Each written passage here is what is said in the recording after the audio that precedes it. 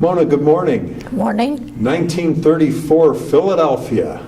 Let's go back. What do you remember when you were just a little girl back in Philly? I didn't grow up in Philly. I grew up in Atlantic City, New Jersey, and I remember the beach and the boardwalk and all the fun we always had. Yeah. Now, why did your family move out of Philly? Because my father was a professional photographer, and he got a job in Atlantic City. Okay, and how old were you when the move was made? Oh, I don't know, 2, 3, 4. Okay, so you were really a little one. Well, what was life like in Atlantic City? Life was easy. You left your doors unlocked, you walked to school, you ate lunch at school, you walked home, and nobody bothered you. It was easy. Roller skated on the street. I hit a girl on the head with my roller skate. Oh boy, that was disaster. And the year that President Roosevelt died, in the middle of World War II, we all cried. Remember that? Yeah. Tell me about your parents. My parents were divorced when I was 9 years old, and I learned to cope. Yeah. And, were you with your mom or with my mom? Yeah. And did you get to see your dad though too? No. He became estranged. Do you remember your grandparents at all? My grandmother helped raise me. Mm-hmm. On your mom's side? On my mom's side. Tell me about your grandparents on your mom's side. My grandmother was a very strong woman. She immigrated from Russia when she was pregnant with her first child. Wow. And she raised a family of 7 children. My mother was one of 7, so I had lots of cousins and aunts and uncles. Yeah. What about your grandfather? What did he do? My grandfather was originally, he was in the wrought iron business when he moved from Russia. Then he became a kosher butcher. Yeah. Did they ever talk to you at all and tell you about the stories about their travels? No. To come to the States? No. Do you remember that butcher shop? I remember my mother's photographic shop because I had to work in it when I was in high school. Now what about your grandparents on your dad's side? Did you know them? I didn't know them. I knew them casually when they came to Atlantic City for the summer, but only casually. Now where did you go to high school? Atlantic City High. And tell me about high school life. High school was easy. And so I figured my best way out of this ghetto is to get through high school, do well, and graduate, and then I'll be off the hook. Now, when you were a young child, you mentioned Roosevelt passing towards the end of World War II. How did the war affect your family?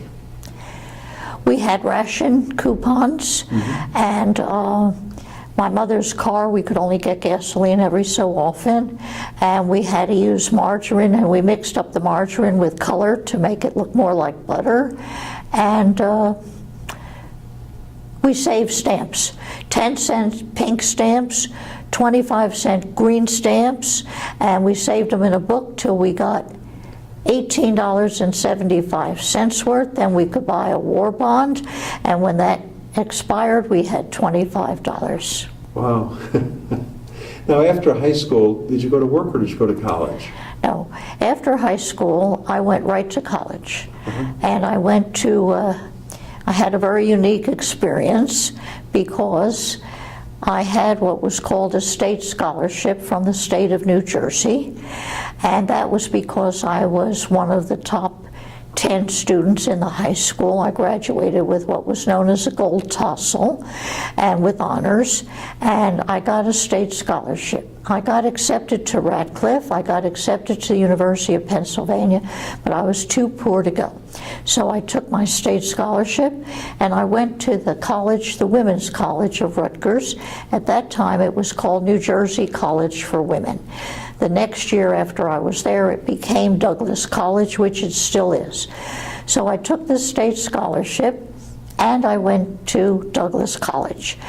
And it was very interesting. I had a very wealthy roommate from South Orange, New Jersey, and that was a revelation because she came from a different world than I did, but I was a revelation for her too.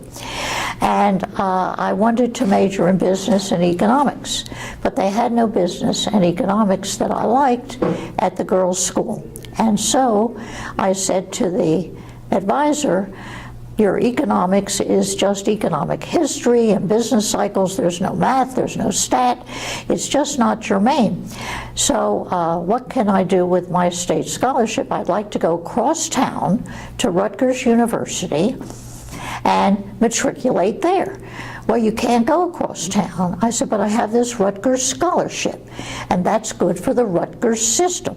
How about if I just go across town, take the courses, and we transfer them back to Douglas College? You cannot do that. You cannot sit in class with the men. So I said, well, what do I do with this state scholarship to get some economics? Well, you can go to Newark Rutgers. I said, but Newark Rutgers is engineering and pharmacy, and I'm not interested in those fields. Well, you could go to Camden Rutgers. I said, well, Camden Rutgers is a city school. They have no dormitories, and I'm 18 years old. Where do I live? Well, you can live in a boarding house. So I went to Camden Rutgers. I lived in a boarding house. I worked in a dress shop part-time, and I went to Camden Rutgers, and I got my degree from Camden Rutgers in economics. And that held me in such good stead that I could go to Temple University at night, one course at a time, to work on a master's while I was working after I graduated Camden Rutgers. And then when I moved to Dallas in 1960. And the reason for that move? I'm sorry? The reason for the move? The reason for the move was that my husband, whom I had married as a podiatry student, had graduated, and he had finished a podiatric surgical degree. And so he wanted to practice in Dallas because there were lots of opportunities. Okay. So I had a decision to make. At that time, I was working for Coopers & Lybrand in their computer business, because in their consulting for computers, because my first job out of college, I was offered a job by Sun Oil Company because I was an economics major, by a bank, by an insurance company, by IBM, and by Remington Rand Univac. Computers were just coming in. Well, IBM offered me $325 a month, and Remington Rand Univac offered me $350 a month. So I took Remington Rand Univac, and I was so fortunate to work for Dr. Grace Hopper. She was a brilliant mathematician that Remington Rand had recruited back out of the Navy to work on their programming systems. And I programmed for the UNIVAC 1 in machine language. To this day, my original programming book is in the archives at SMU. So what happened was, I got bored working for Remington Rand Univac after a year or two. They put me at Philly Electric with a team of people to try to sell Philadelphia Electric a UNIVAC 1. And Philadelphia Electric had 6 sharp people on their systems committee. And they had worked up a book of procedures that they thought were applicable to computers, and they were right. And so I got bored just going to Philly Electric every day and trying to work on their system. So I called up Lybrand Ross Brothers at Montgomery, and I said, you have a consulting division for computers, and I'd like to work for you. And they said, okay, come on. So I went to work for them in Philadelphia. But their computer experts, one was from RCA, one from NCR, one from IBM, were so brilliant. And I did the research for them. And what happened was, the New York office of Lybrand said, we want your whole division to move to New York because we have the big clients in New York, Alcoa and this one and that one, Collins Radio and so forth. So we moved to New York. By then I was married. When I got to New York, after a year, I became pregnant. So now in 1960, I'm still working for Lybrand. My husband decides he wants to practice in Dallas, and I have a decision to make. Stay in New York, be a single mom and a career woman, or move to Dallas and have a family. So I said, well, okay, I'll move to Dallas. It's the right thing to do.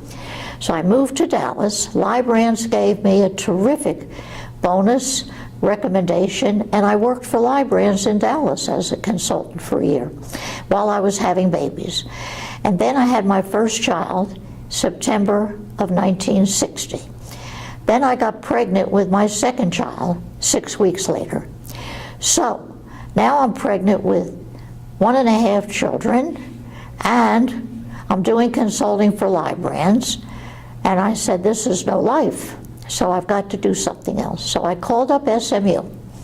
I said to the chairman at SMU, "Sir, you have the only PhD program in all of Dallas, Fort Worth, Arlington, Denton, anywhere, and that happens to be in economics. And I'm an economics major from up east. I have a bachelor's from Rutgers. I have almost a master's from Temple University because I didn't finish my thesis because I got pregnant and I moved south, but I have all the credits. So I'd like to work and go to school at SMU." And the gentleman said, "Well, come in, we'll interview you. We just had one gentleman who refused to come." So I went in for an interview, and I was 8 months pregnant, and he had heard another child cry in the background, and he said, "Well, how are you going to manage?" I said, "You have to give me a scholarship. You have to give me whatever it takes for me to pay my tuition, my books, and to hire a housekeeper to watch my children and to buy a used car, because my husband just went into practice and we don't have much money." So he said, "Okay, I will give you $2,400 a semester and tuition." I said, "I'll take it. Now what do I have to do?" "You have to go to school full-time. You have to be a TA or an RA, a teaching assistant or a research assistant, and you have to work X number of hours a week." I said, "Fine. For $2,400 a semester, you got a deal." So that's what I did. I went to SMU and I hired a housekeeper. I had my Irish twins, 2 girls, and I taught full-time for them, or I did research, whichever. And I had to take 3 or 4 courses at a time. It about killed me, but I did it. And in the middle of 2nd year, I had my 3rd child, my son.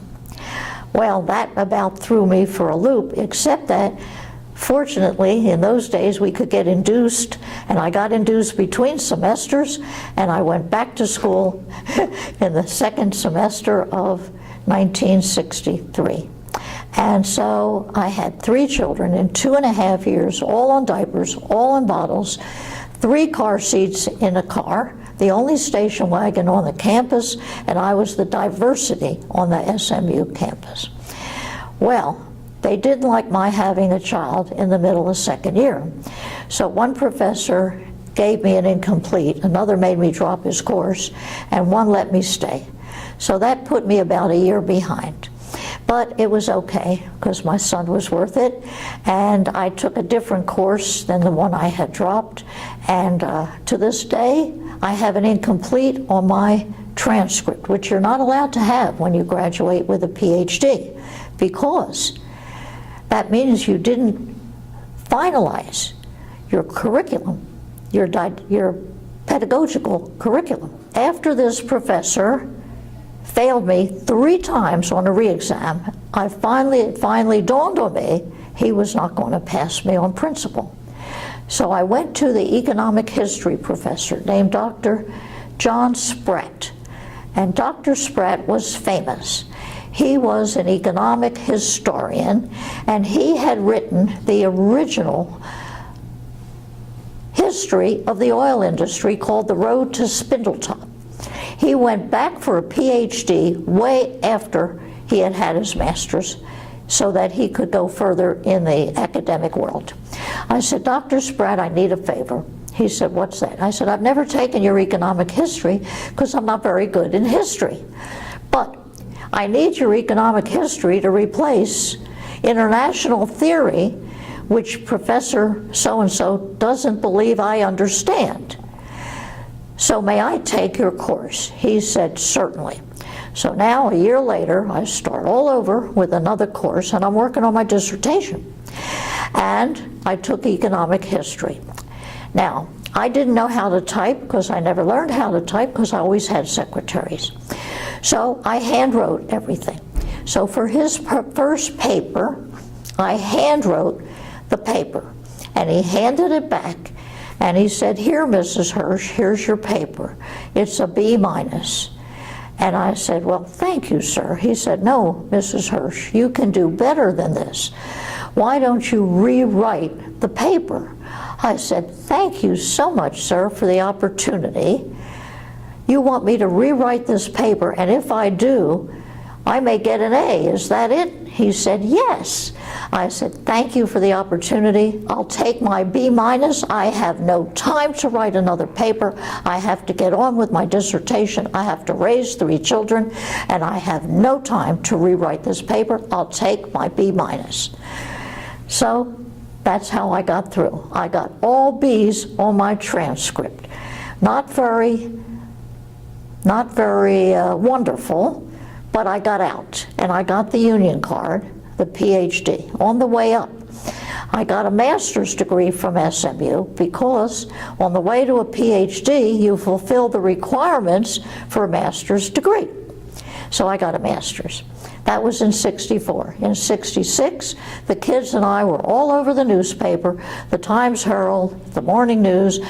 Second doctor in the house, Mrs. Hersh gets a 3rd degree, 3 little ones, and I was the first woman to get a PhD in anything at SMU in 1966. So the kids all went to the graduation, and I got hooded. I was the 10th graduate, but the first woman. I got hooded, and the kids were yelling, "There's my mommy, there's my mommy," and everybody's laughing, and they think this is funny, and I'm waving to the kids, and the hood didn't make any difference. I was out. That's all that mattered.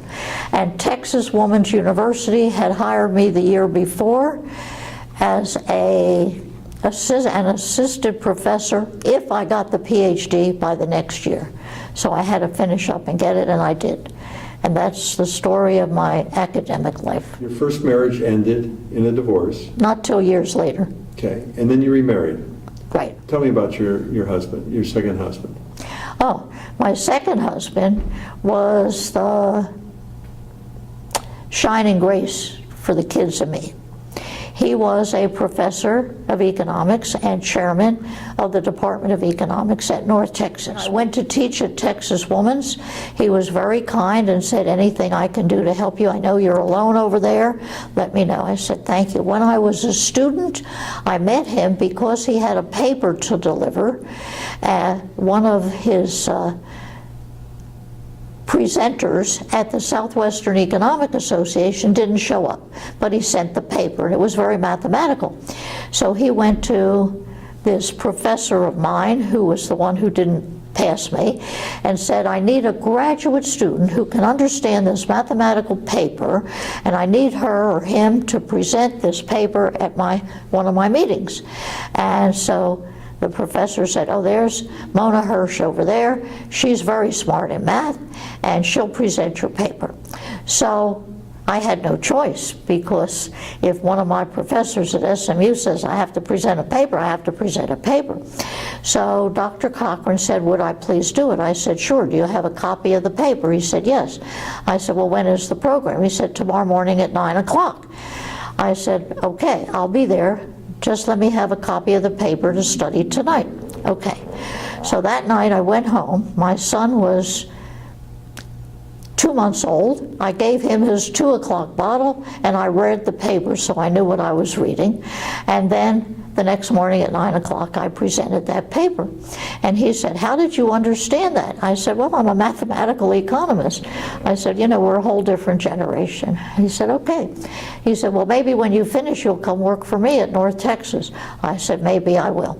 But I didn't. I went to work for Texas Woman's University because Arlington, Fort Worth, North Texas all had night courses in economics, and I could not teach at night. I had to be home with the kids. So Texas Woman's had 6-day curriculum, and I could go Monday, Wednesday, Friday, and Tuesday, Thursday, Saturday in the mornings, and that worked out terrifically.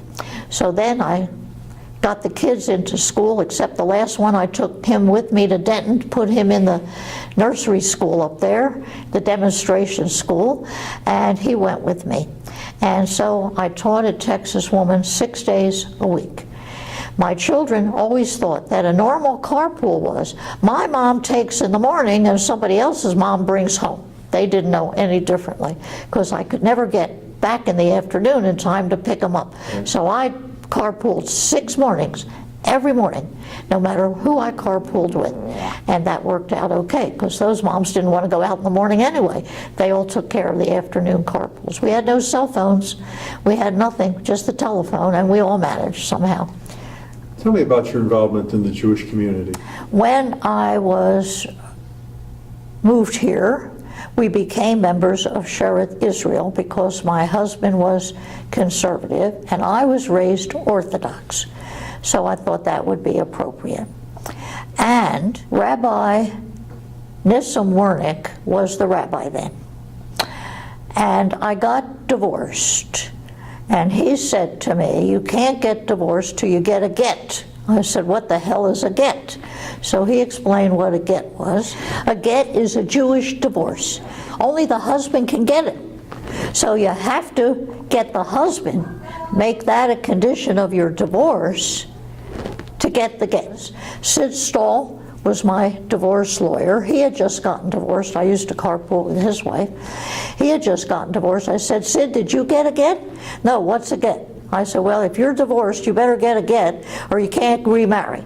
That's the way it is in the Jewish law. He said, oh, okay. I said, so put that in my divorce agreement that I have to get a get. So he did. So then Nissim Wernick approved that. He had to approve it. Then a year later, I wanted to marry Cochran. And I went to Nissim Wernick. And I said, Nissim, I'm going to marry a gentleman that I know professionally, and he's not Jewish. And he said, well, he has to convert. I said, well, what does he have to do to convert? He said, well, first he has to get circumcised. I said, he's already circumcised, I promise you that. Then he said, he has to follow some readings and answer some questions.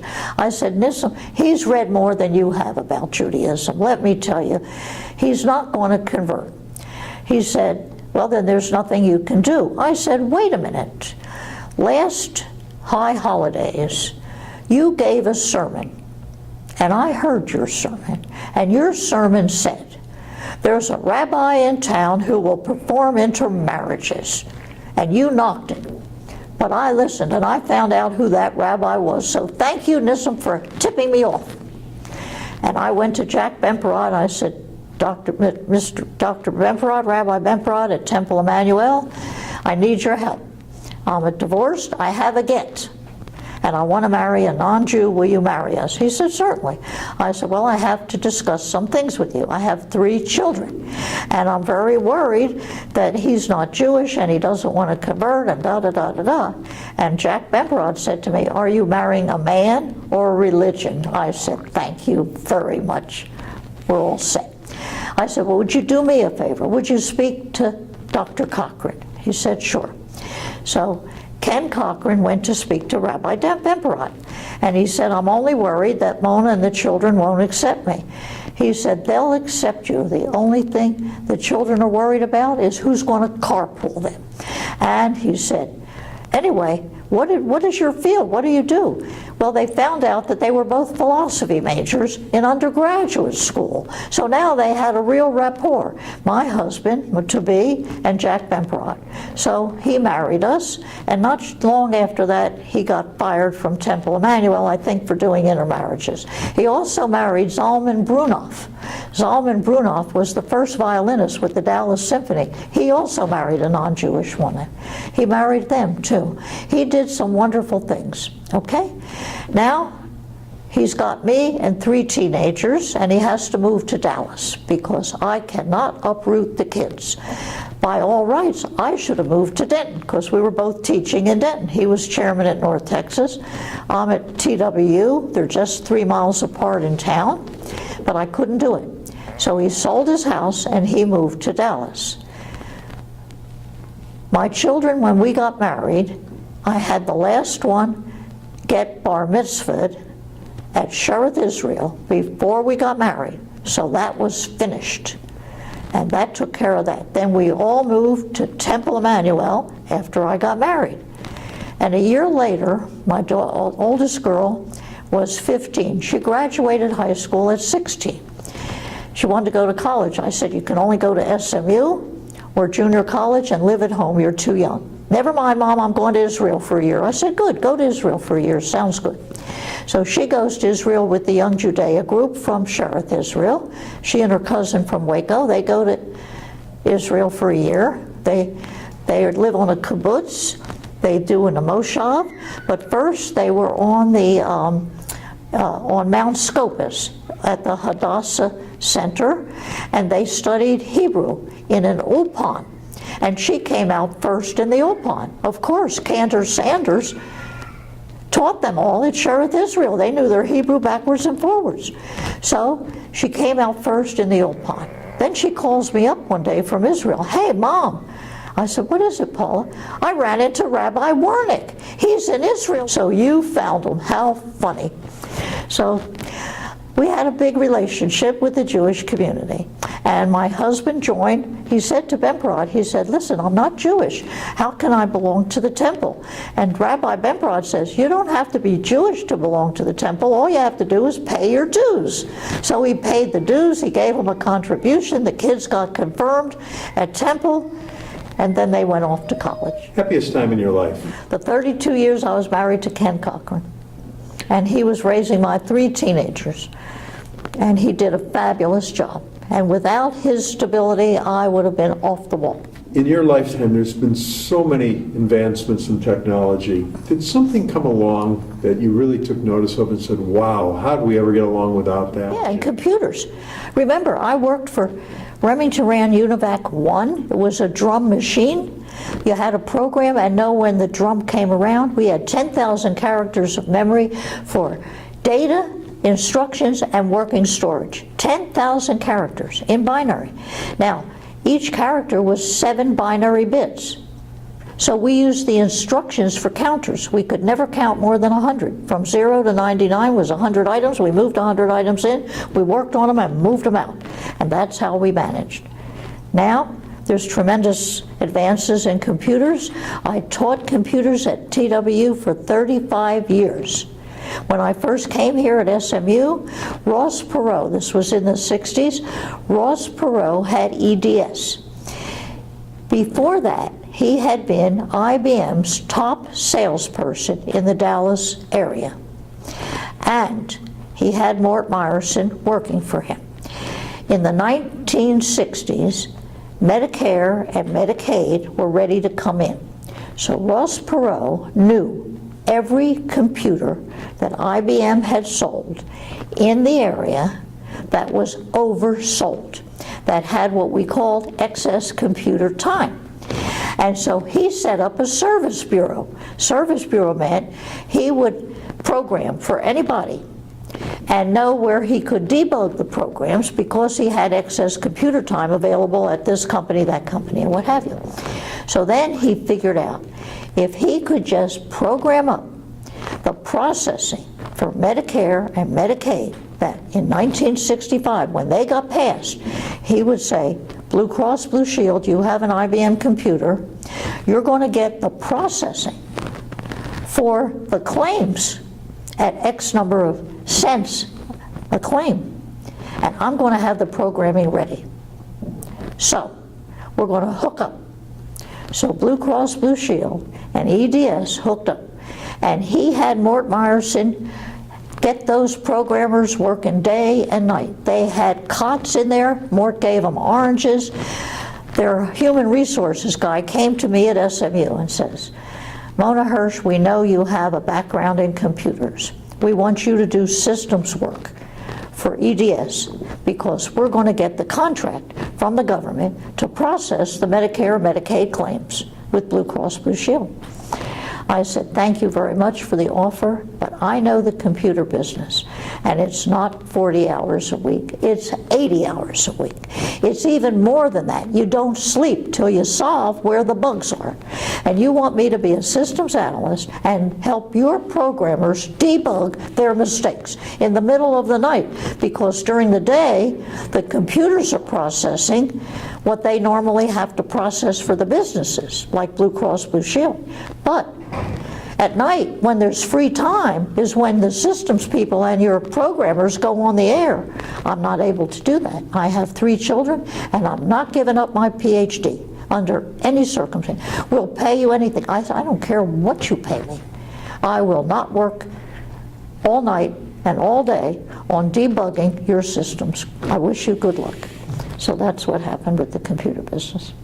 So now I taught computers. I put the first course into Texas Women's, okay? And my secretary and my student assistants, they worked any computer that we had in the department. We only had one originally in the central, I don't know, wherever it was at TW. And I explained to them how computers work. I taught them COBOL, I taught them Fortran in 20 minutes. I taught them flow charting, I taught them how the binary math, I taught them everything about the computer. After 35 years, when I retired, there's no way I want a computer. To this day, I do not have a computer, I'm not on the internet, I don't have an iPhone, I don't have an iPad.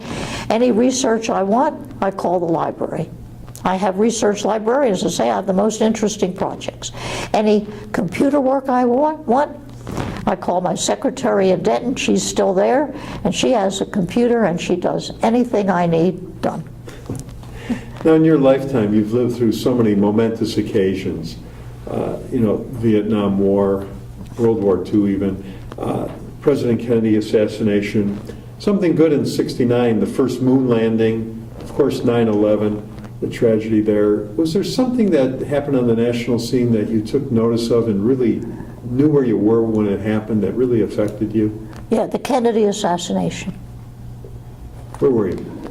I was studying for an exam that day at SMU.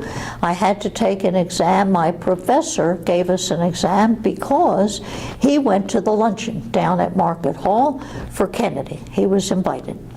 So I was in my office the whole time studying, and at 2 o'clock, 5 of 2, I went to the exam, and he walked in, and I was shocked to see him because I didn't think he'd be there. And he said, well, Johnson's been sworn in. And I said to the guy next to me, what's he talking about? And the guy said, Kennedy was shot. I said, you're kidding. When? He said, this morning. Where were you? I said, in my office studying for this exam. What happened? He said he was shot and Johnson was sworn in, and Wally Lovejoy, who was supposed to be at the luncheon, came and gave us the exam. I couldn't believe it. So I took the exam. I was shook up, but I took the exam.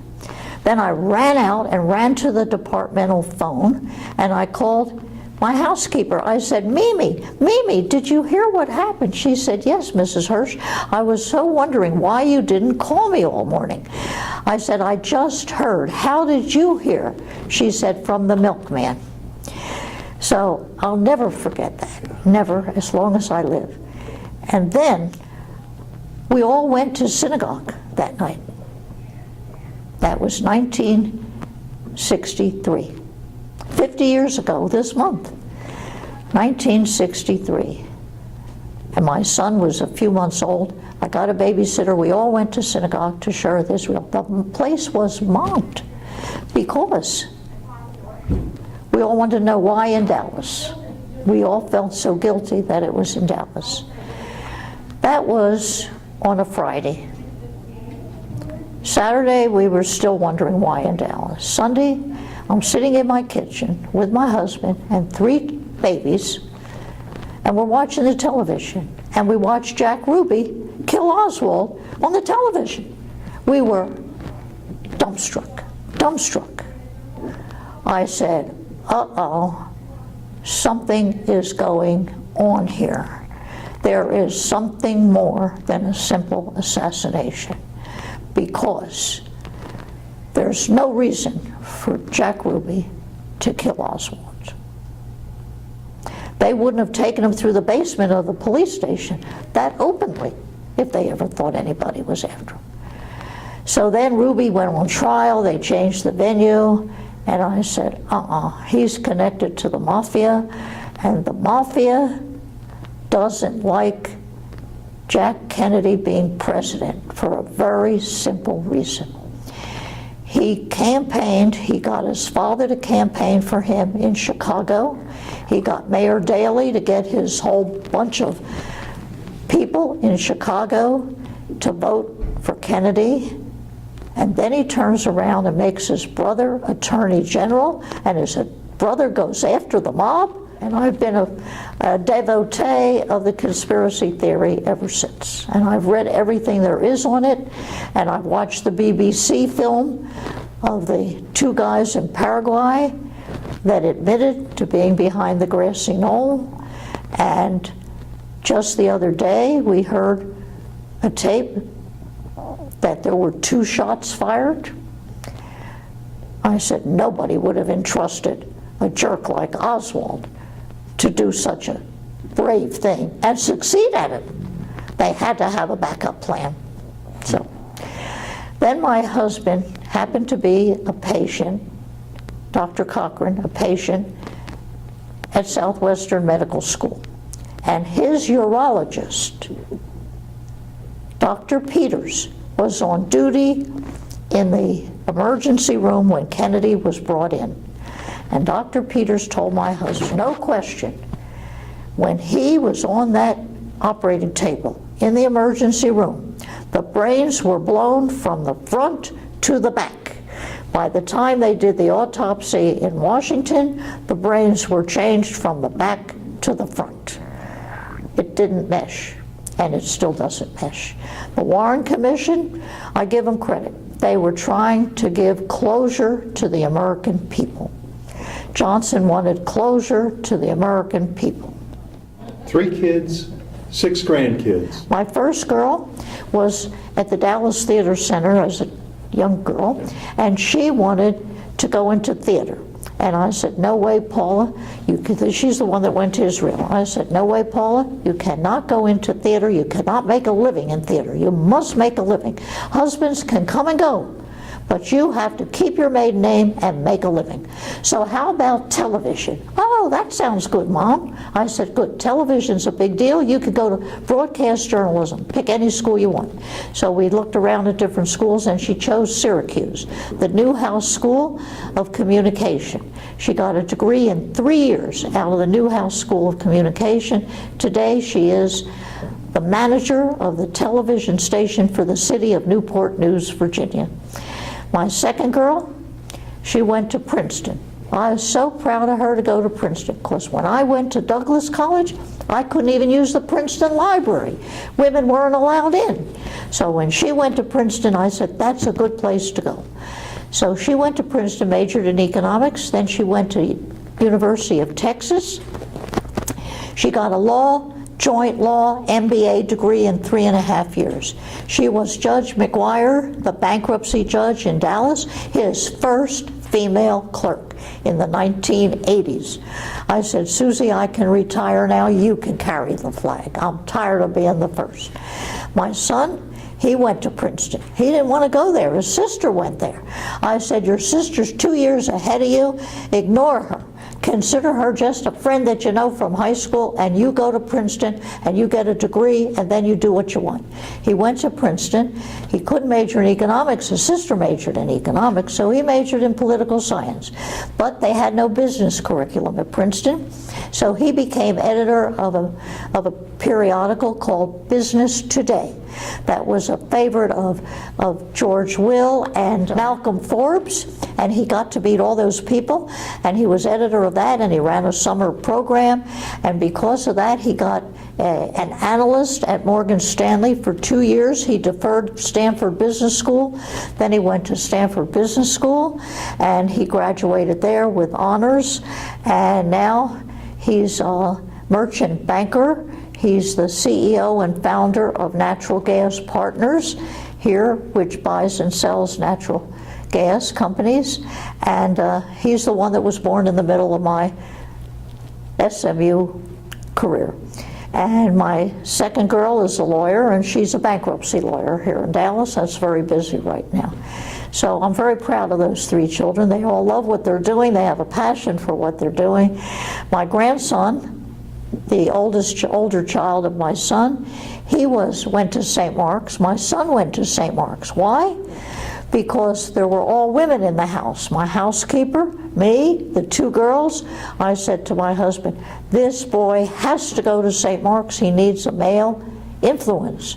The first day he came home from school, he said, Mommy, there's no shower curtains on the showers. Then I knew I had done the right thing. So he went to St. Mark's for 12 years. He is the past chairman of the Board of Trustees of St. Mark's. He's been very philanthropic to St. Mark's. His son went to St. Mark's for 12 years. He was also editor of the newspaper. But my grandson just this year graduated St. Mark's, and he was #1 in the state for the whole state of Texas journalism high school students, and #3 in the country. So we were very proud of him. He's at Northwestern now studying journalism. He didn't want to go to Princeton. My granddaughter, she's 2 years behind him. She's at the Episcopal School of Dallas, all-A student. She loves math and science, so hopefully she'll do some math stuff, whatever it is, and wherever she wants to go. And the other three, one girl, the oldest girl, and she's my step-granddaughter, and she's brilliant, and she got a degree from Boston College in Sherman, and she's now working at a charter school, but she hopes to go into arts management. I hope she will. I'll help her with that program at SMU if she wants to go into that. And the other three are little ones, so they're just getting started. After I graduated SMU in 1966, in 1994, I was the first female PhD to get a Distinguished Alumni Award. This year, they've called me a history maker, and this Thursday I have to go back to SMU to the Distinguished Alumni Banquet and get some history maker award. Because I had to go to school at SMU full-time to get any money. To this date, they have no money in the Graduate School of Economics for a female part-time graduate student. I would have loved to have gone part-time, but I couldn't. So 3 years ago, I endowed a scholarship to help a part-time graduate student, woman, go in economics to graduate school. The first girl that got it worked for Mary Kay. She's graduated. The second one worked for Bank of America. She's graduated. And the third one is a forensic economist for a lawyer. She's putting herself through at $5,000 a course, 2 courses a semester at night to get a master's in economics. So those are what I have done to try to give back to SMU. What advice does Grandma want to leave to the next generation? Whatever you do, have a passion for what you're doing. And right now, my 2 older grandchildren have a passion for what they're doing. My children are successful career people. They have a passion for what they do. That's the advice I give. It doesn't matter how much money you make. It doesn't matter what you go into. It only matters that whatever you do, you have a passion for it. If you have a passion for it, you will succeed. You can't fail. And you have to play the game by the rules. And if you don't play the game by the rules, you're not going to play the game. You may not like the rules. I didn't like the rules. I had a lot of bad experiences, but it's okay. I overcame them, and I persevered. To this day, they call me Perseverance is my middle name, and that's probably true, because I'll nag you. One of my professors says to me, oh, this is Mrs. Hersh. She nagged us out of SMU. I said, sir, you'd never use that verb with a man. Mona, thanks for doing this today. We're done.